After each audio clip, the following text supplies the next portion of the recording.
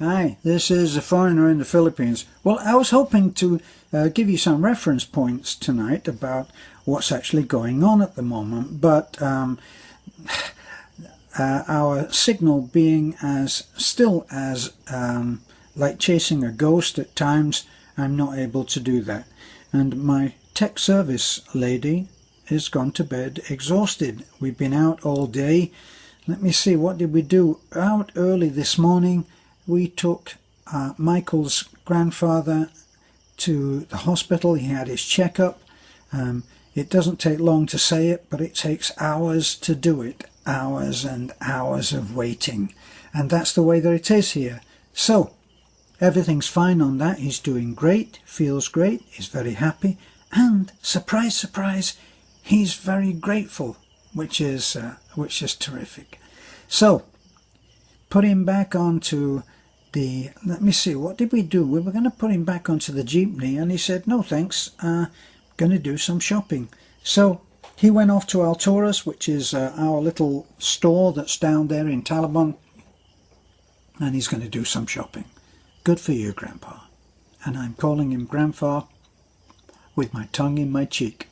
So next came a lot of waiting, because the pastor's wife from, and I should know her name and I don't, the pastor's wife from Grandma's Island had trouble getting over. It was low tide, didn't coincide and work with us on the appointments, so we ended up waiting around for hours and hours outside the doctor's office until she managed to get there, which really prompts the idea or prompts a talk about Filipino time, what is laughingly called Filipino time. Even Filipinos laugh about this. They say, well, we're on Filipino time.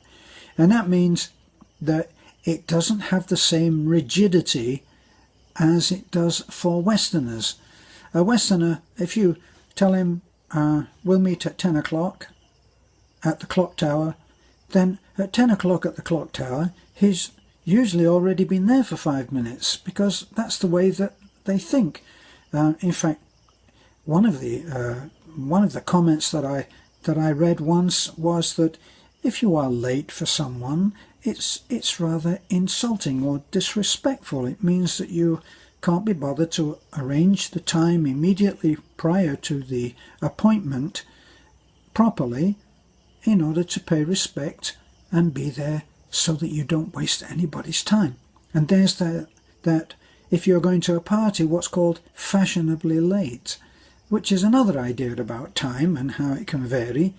But you go to a party, if the party supposedly starts at 8 o'clock, well then fashionably late might be 8:25 or 8:30, so that you're not the one that's standing around with a drink in your hand waiting for someone to talk to. So, how does it work with Filipino time? Well, as with the grandfather, Michael's grandfather, when we picked him up this morning, well, he was already outside. Now, Grandpa lives at the far end of a long, winding road, and that takes about 5, 6, 7, maybe 8 minutes to drive down. So at a leisurely walk, he might take 20 minutes. Did we say what time we were going to be there? No, we were on Filipino time.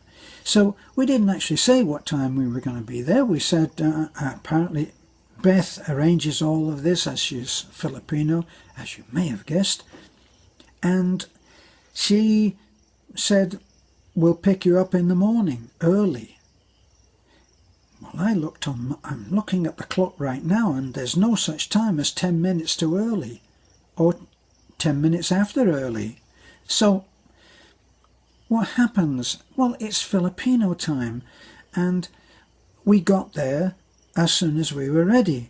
And while we were getting ready, I had to wait several times on the wait a moment, in a moment, and unless I can buy a watch with that in a moment will will never be quite late or early or on time either. It will be just in a moment. Filipinos and Filipinas watching this will be smiling because they know what we're talking about. So, as a Westerner, as a foreigner, is there any point in getting uptight? Not really, because you'll be the only one getting uptight. So this morning we got out on the road in a moment, or was it just after? I think it was probably just after in a moment, or it might have even been a little bit before very soon. So between very soon and in a moment we got out on the road, and as what luck would have it, Grandpa and his wife were waiting at the end of the road, not the far end, the one by the waiting shed right at the beginning of the road. I don't know how long they'd been there, and I don't suppose that they knew either. No one was angry. No one would said, "What the hell time do you call this?" No one apologized for being late. Everybody just got on with it. We're on Filipino time. So we go in to Taliban. And when we go into Taliban, I should have gone directly up the road to the crossroads and turned right to the hospital. But I didn't. I forgot. And I took our shortcut, which takes us all the way into Taliban. So, does anybody get uptight? No.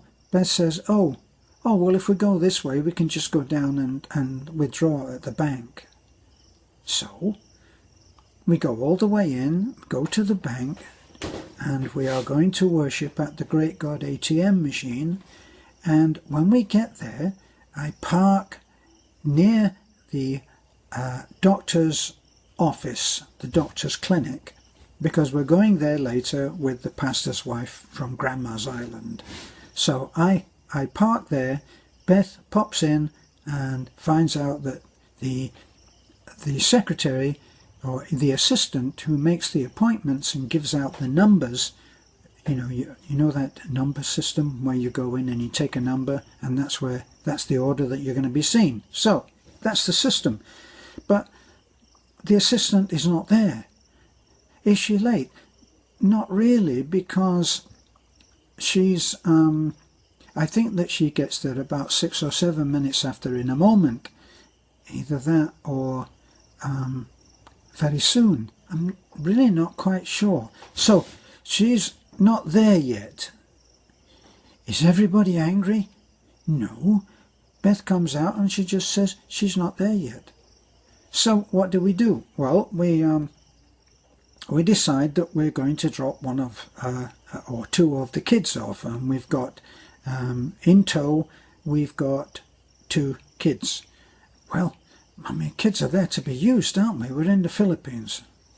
So anyway, Talik and Balulut jump off the back of the truck and go in, and they wait by the on the benches that are outside the clinic. Actually, it's just a tiny little place, and the waiting room is the hallway, and that's public.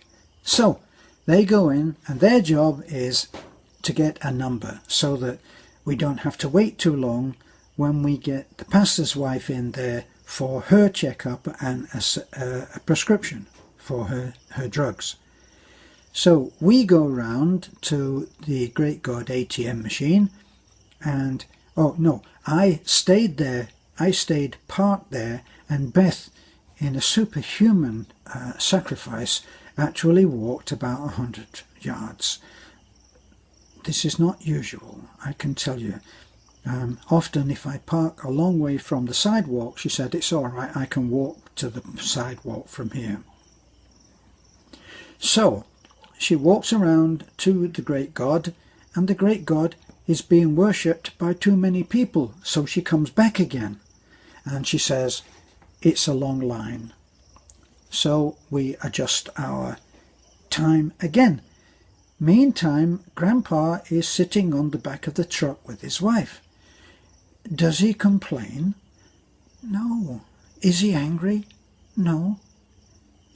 Did he even notice? Probably not. He wasn't expecting to get there until in a moment. And it's still, I don't know, quite a few minutes to go. Or very soon. We're still on 5 minutes to very soon. So, he doesn't complain. And then we leave the kids there and we turn around and we drive to the hospital. When we get to the hospital, I park in the road outside the place where Beth is going to take Grandpa. So she says, well, just wait for a moment so that I don't have to walk to the car park, which is about 30 feet away. So, well, we wouldn't want her doing that. So I said, I'll wait here. And she goes in and says, I'll only be a moment. Filipino time. Okay, well, I know that it might be a little bit longer, or just a minute. It might be 10 minutes to just a minute, for all I know. So I wait there, and a security guard waves to me and points to the parking lot.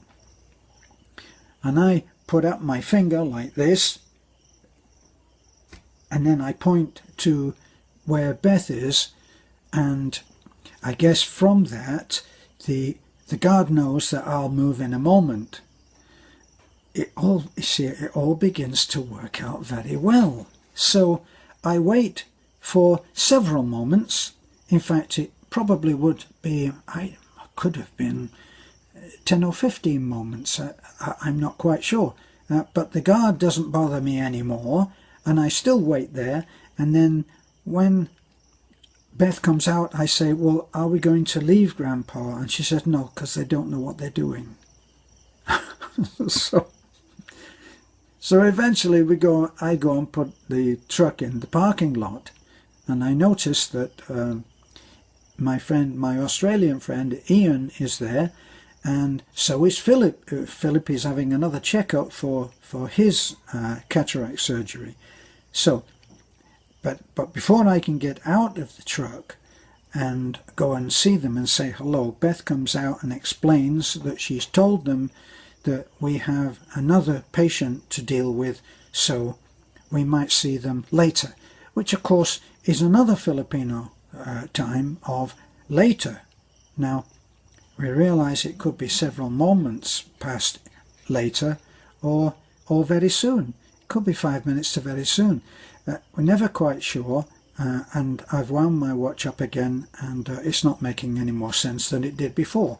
So we get down, then we drive to the doctor's clinic again, and we talk to the kids and say, did you get a number? No, we didn't. Well, why didn't you get a number? Well, Talik says, well, we forgot. So, can you get a number now? Well, no, because the secretary's gone out. Well, what did she say? Well, she said, I'll be back in a moment. So, it just seems very funny to me, and I'm only just adjusting. So now, of course, one of the poses that I get used to is this. It'll all happen in a moment. So this has been a little talk about one of the possible challenges you might face if you are a foreigner coming to the Philippines. And it's very possible that if you're traveling on Philippine Airlines, that on the board, you know, the board that they have with all of the digital electronic figures up there, it might say expected ETA, and it might just say in a moment. Good luck. This is a foreigner in the Philippines. See you later.